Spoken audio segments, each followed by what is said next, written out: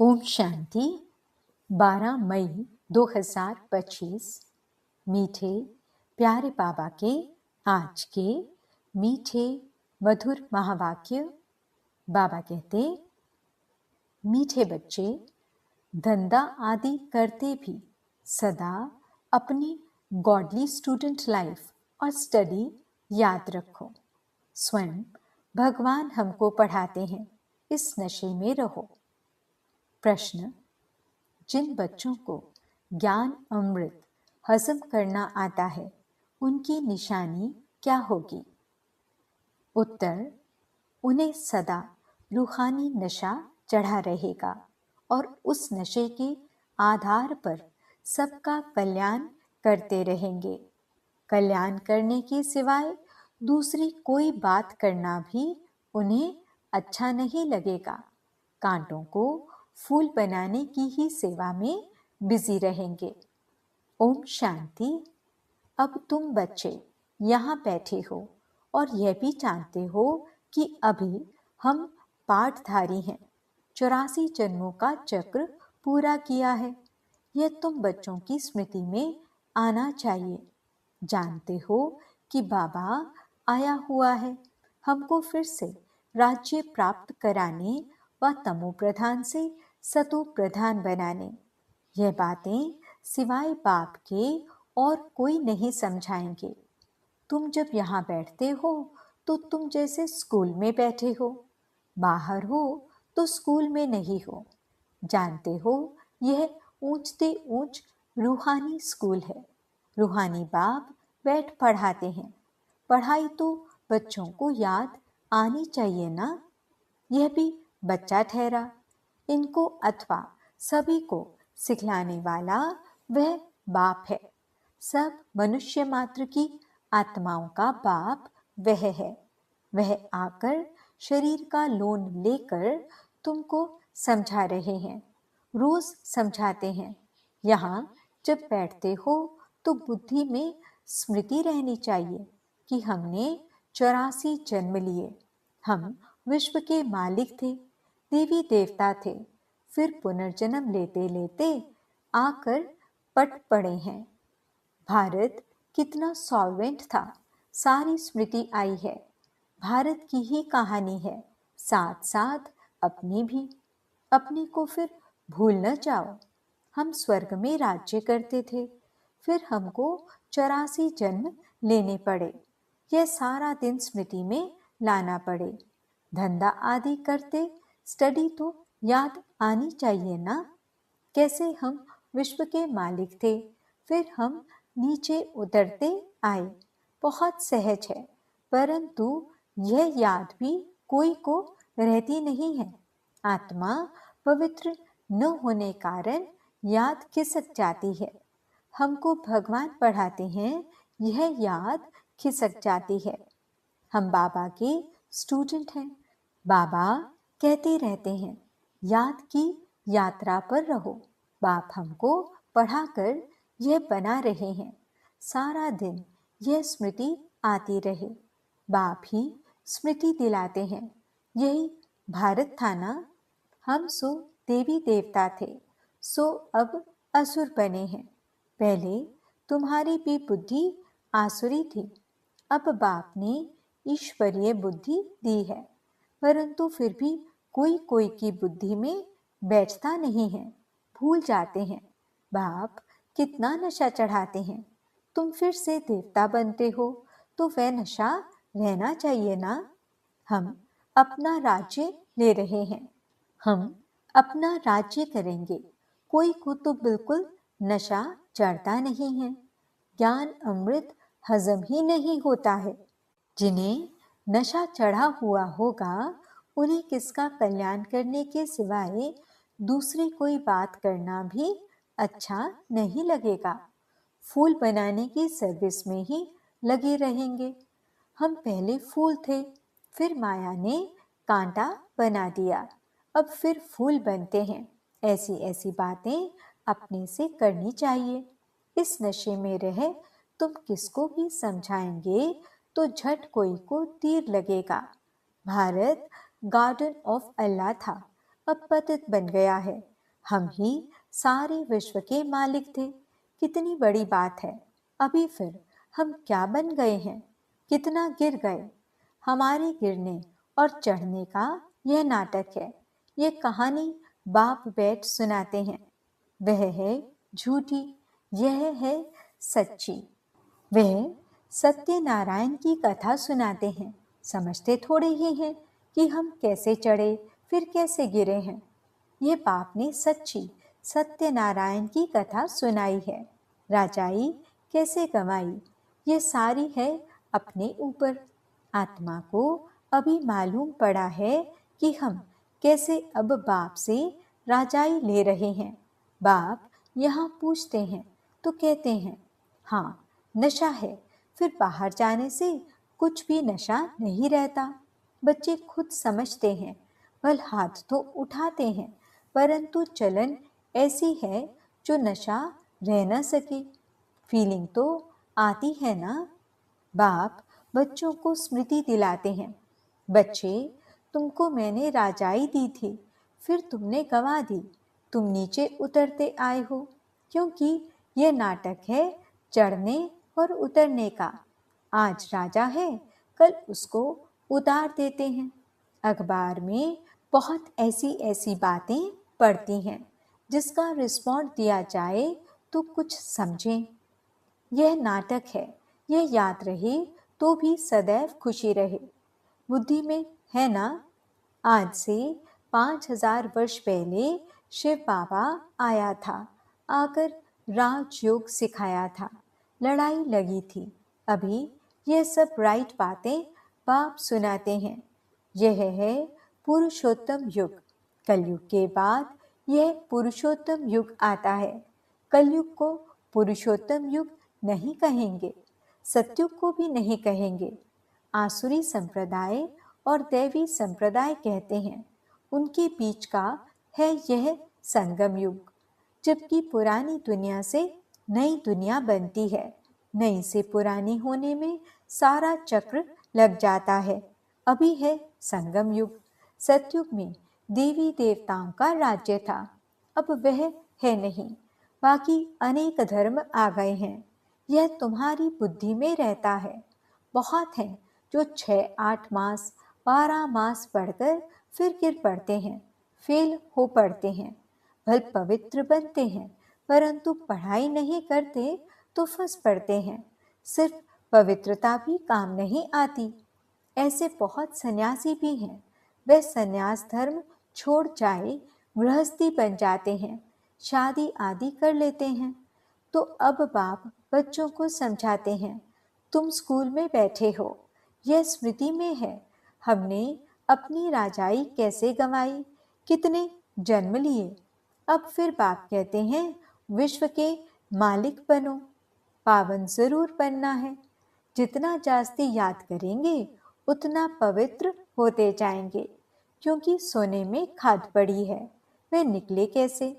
तुम बच्चों की बुद्धि में है। हम आत्मा सतो प्रधान थी, 24 कैरेट थी। फिर गिरते गिरते ऐसी हालत हो गई है। हम क्या बन गए। बाप तो ऐसे नहीं कहते कि हम क्या थे। तुम मनुष्य ही कहते हो, हम देवता थे। भारत की महिमा तो है ना। भारत में कौन आते हैं, क्या ज्ञान देते हैं, यह कोई नहीं जानते। यह तो पता होना चाहिए ना कि लिबरेटर कब आते हैं। भारत प्राचीन गाया जाता है, तो जरूर भारत में ही री इनकारनेशन होता होगा, अथवा जयंती भी भारत में ही मनाते हैं। जरूर फादर यहाँ आता है। कहते भी हैं, भागीरथ तो मनुष्य शरीर में आया होगा ना। फिर घोड़े गाड़ी भी दिखाई है। कितना फर्क है। श्री कृष्ण और रथ दिखाया है। मेरा किसको पता नहीं है। अभी तुम समझते हो, बाबा इस रथ पर आते हैं। इनको ही भाग्यशाली रथ कहा जाता है।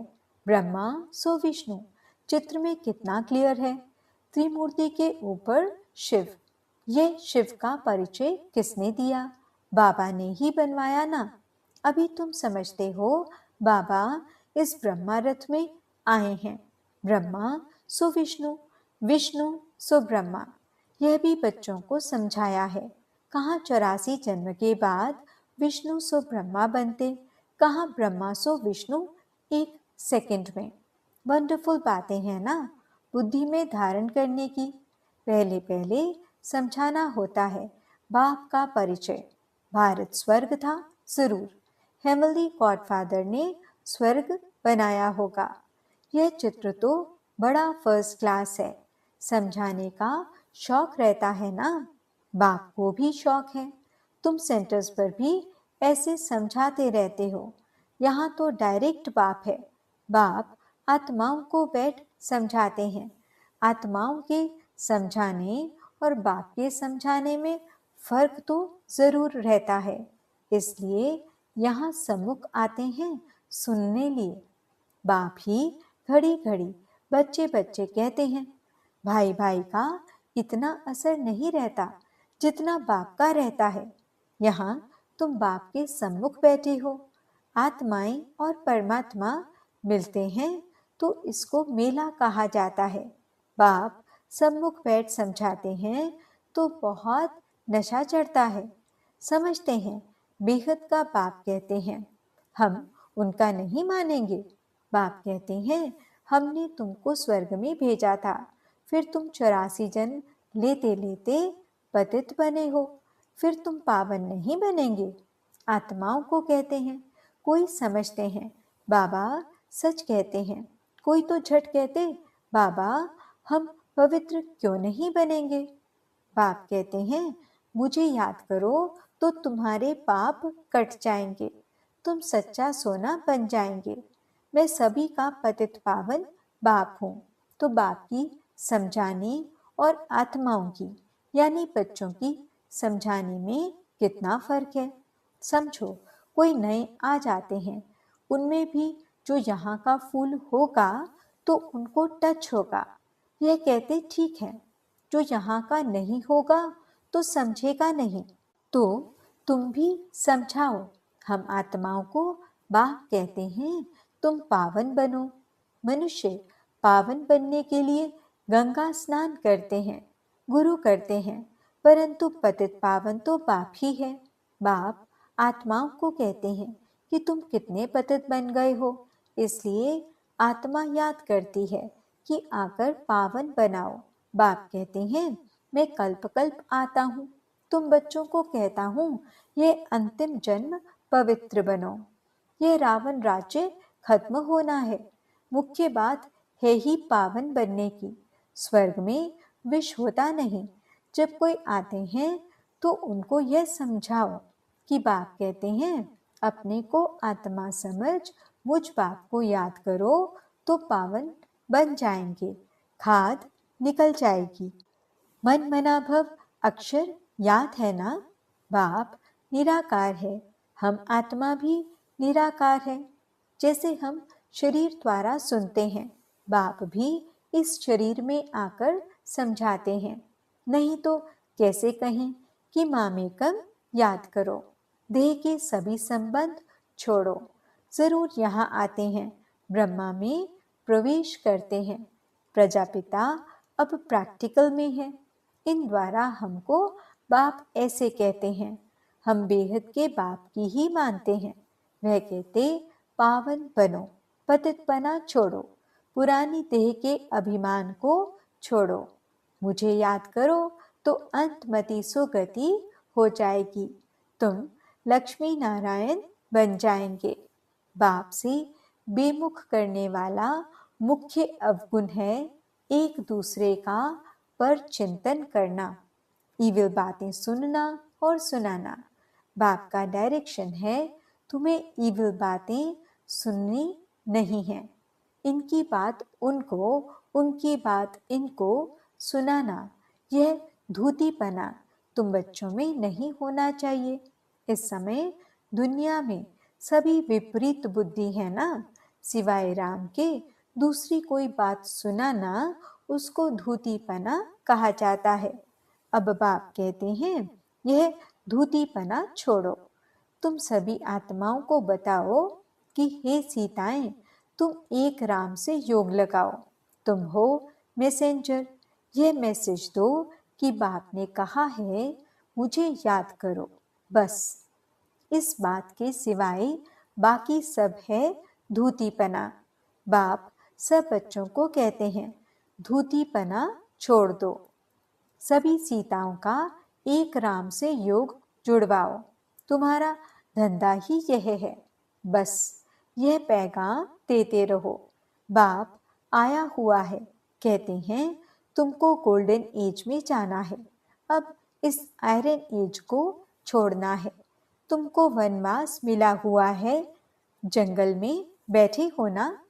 वन जंगल को कहा जाता है। कन्या की जब शादी होती है तो वन में बैठती है, फिर महल में जाती है। तुम भी जंगल में बैठे हो। अब ससुर घर जाना है। इस पुरानी देह को छोड़ना है। एक बाप को याद करो। जिनकी विनाश काले प्रीत बुद्धि है वह तो महल में जाएंगे। बाकी विपरीत का है वनवास, जंगल में वास है। बाप तुम बच्चों को भिन्न भिन्न रीति से समझाते हैं। जिस बाप से इतनी बेहद की बादशाही ली है उनको भूल गए हो तो वनवास में चले गए हो। वनवास और गार्डनवास, बाप का नाम ही है बागवान। परंतु जब कोई की बुद्धि में आए, भारत में ही हमारा राज्य था, अभी नहीं है, अभी तो वनवास है, फिर गार्डन में चलते हैं। तुम यहाँ बैठे हो तो भी बुद्धि में है। हम बेहद के बाप से अपना राज्य ले रहे हैं। बाप कहते हैं मेरे साथ प्रीत रखो, फिर भी भूल जाते हैं। बाप उलहना देते हैं, तुम मुझ बाप को कहाँ तक भूलते रहेंगे, फिर गोल्डन एज में कैसे जाएंगे। अपने से पूछो हम कितना समय बाबा को याद करते हैं। हम जैसे कि याद की अग्नि में पड़े हैं, जिससे विकर्म विनाश होते हैं। एक बाप से प्रीत बुद्धि होना है। सबसे फर्स्ट क्लास माशूक है जो तुमको भी फर्स्ट क्लास बनाते हैं। कहाँ थर्ड क्लास में बकरियों मिसल ट्रैवल करना, कहाँ एयर कंडीशन में। कितना फर्क है। यह सब विचार सागर मंथन करना है तो तुमको मजा आएगा। यह बाबा भी कहते हैं। मैं भी बाबा को याद करने लिए बहुत माथा मारता हूँ। सारा दिन ख्यालात चलती रहती है। तुम बच्चों को भी यही मेहनत करनी है। अच्छा, मीठे मीठे सिकिलते बच्चों प्रति माता पिता बाप दादा का याद प्यार और गुड मॉर्निंग। रूहानी बाप की रूहानी बच्चों को नमस्ते।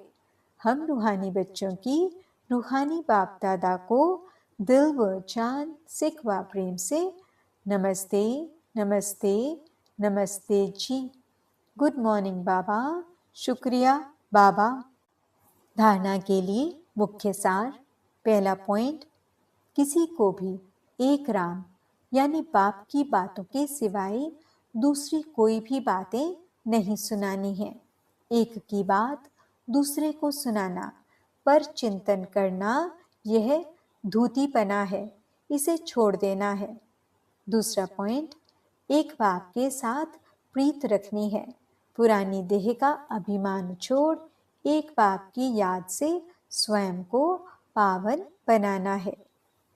वरदान, समाने की शक्ति द्वारा रॉन्ग को भी राइट बनाने वाले विश्व परिवर्तक भव। दूसरे की गलती को देखकर स्वयं गलती नहीं करो।